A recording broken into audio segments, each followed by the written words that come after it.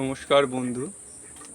পাখিগুলো বিকেলের টাইমে খেতে খুব পছন্দ করে। ওরা সকালে আর বিকেলের টাইমটা খুব ভালো খাবার খায় দেখেছি। এখন বিকেল হয়ে গেছে, এখনও ভালো খেয়ে নিচ্ছে। দুপুরের টাইমটা অতটা খেতে চায়, পছন্দ করে না। এখন গম ভেজানো খাচ্ছে পাখি, একটু গম ভেজানোটা বেশি দেওয়া হয়ে গেছে, এখনও খাচ্ছে গম ভেজানোটা।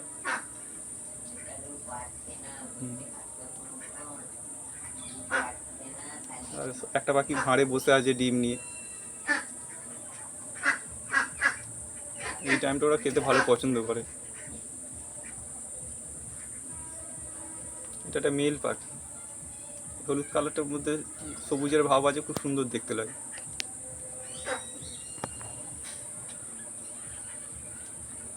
আর ফিমেল পাখি যখন ডিম নিয়ে বসে থাকবে, মেল পাখি গিয়ে ওকে খাইয়ে দেবে। ওদের মধ্যে খুব ভালো একটা ইয়ে আছে, মিলই বলা যায় ওটাকে। এটা গমটা খাচ্ছে, আপনারা গম দেবেন সপ্তাহে 2 দিন 3 দিন করে গম ভিজানো দেবেন যখন পাখি ডিম পারবে ওই সময়। আর পাখির ঘরটা একটু পরিষ্কার করে রাখবেন। আর ওরা নিচে অনেক খাবার কুড়িয়ে খায়, কুড়িয়ে খাওয়ার সময় যদি নোংরা খাবার কিনে আনতে, তখন শরীর অসুস্থ হয়ে যেতে পারে। তার জন্য আপনারা চেষ্টা করুন 2 দিন করে পাখির ঘরটা একটু পরিষ্কার করে রাখবেন। উপরে উঠে গেল, উপরে উঠে গেছে সবাই। ছোটো বাচ্চাটা ওই ধারে বসে আছে, এখন খাওয়া শিখে গেছে ছোটো বাচ্চাটা। কিছুদিন আগে মতো মা খাইয়ে দিত, এখন ও নিজেই খাবার শিখে গেছে, খাবার খাওয়া।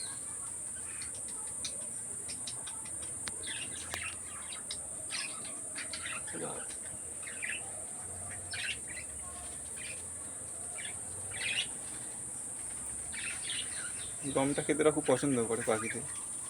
আপনারা গমটা ভিজিয়ে দেবেন, রাত্রিরে দেবেন। আর গমটা এখন বর্ষার সিজন তো, আপনারা গমটা একটু সুতির কাপড় দিয়ে শুকনো করে পুঁছে জল ভাবটা পুঁছে দেবেন, যাতে জল জল থাকলে স্যাঁতস্যাঁতে হয়ে যাবে। ওর মধ্যে খেতে অনেকক্ষণ যদি থাকে ওটা খারাপ, জলটা থাকলে। তার কারণে আপনারা গমটা একটু পুঁছে দেবেন, দিলে শুকনো থাকলে এটা ভালো খেতে পছন্দ করবে ওরা।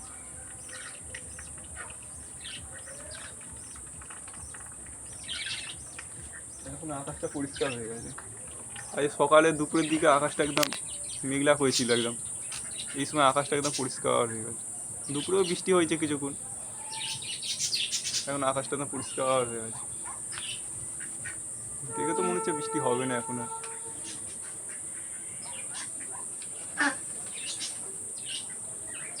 তখন পায়রা উড়াচ্ছিল অনেক দূরে, কারোর পায়রাগুলো লেবে গেছে, ওইদিকে উঠছিল, এখন আর উঠছে না।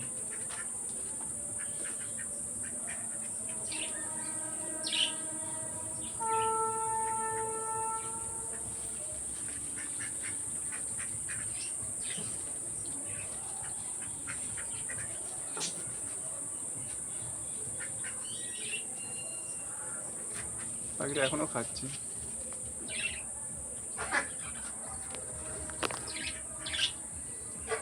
মনে হয় ভাঁড়ে কোনো মনে হয় বাচ্চা ফুটে গেছে, মনে হচ্ছে ডাক, ছোটো বাচ্চার মতন ডাক শোনা যাচ্ছে। মেল পাখিটা খাইয়ে দিচ্ছে ফিমেল পাখিটাকে গিয়ে, ও ডিমে বসে আছে বলে। পাখিগুলো ওপরে উঠে গেছে, ওপরে বসে রাত্রিরে ওরা এই ওপরেটায় থাকে, ওপরের দিকে উঠে থাকে। আর উপরে নেট দেওয়া, আপনি যখন ঘর করে উপরে নেট দিয়ে দেবেন। নেট দিলে ইঁদুরের সমস্যা হয়, ইঁদুর, সাপ, এই পাখির ঘর পুষলে কিন্তু সাপের সমস্যা খুব হবে। আপনার নেটটা দেবেন ছোটো নেট, যাতে সাপটা না ঢুকতে পারে।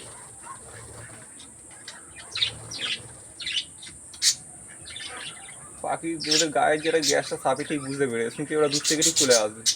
আমার তো এতে বড়ো সাপ আসে পাখির ঘরের কাছে, কিন্তু এই ছোটো নেটটার জন্য ঢুকতে পারে না, বড়ো সাপ একটা আসে।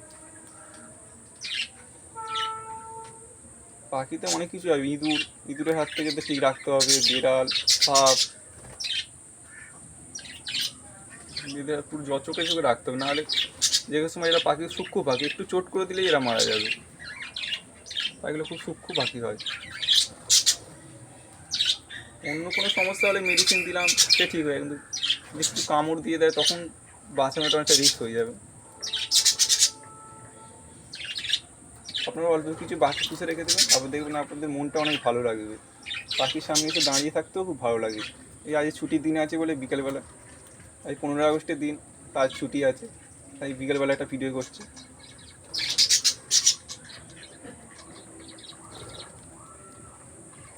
এই দিকের পাখিটা, এই পাখিটা ছোটো বাচ্চা ছিল, এখন খাওয়াটা শিখে গেছে নিজেই। কিছুদিন আগে মতো মা খাইয়ে দিত, ওই দিকে উড়ে গেল। এই দুটোই মেল পাখি। তারা হলুদ কালারের পাখিগুলো দেখতেও খুব সুন্দর লাগে।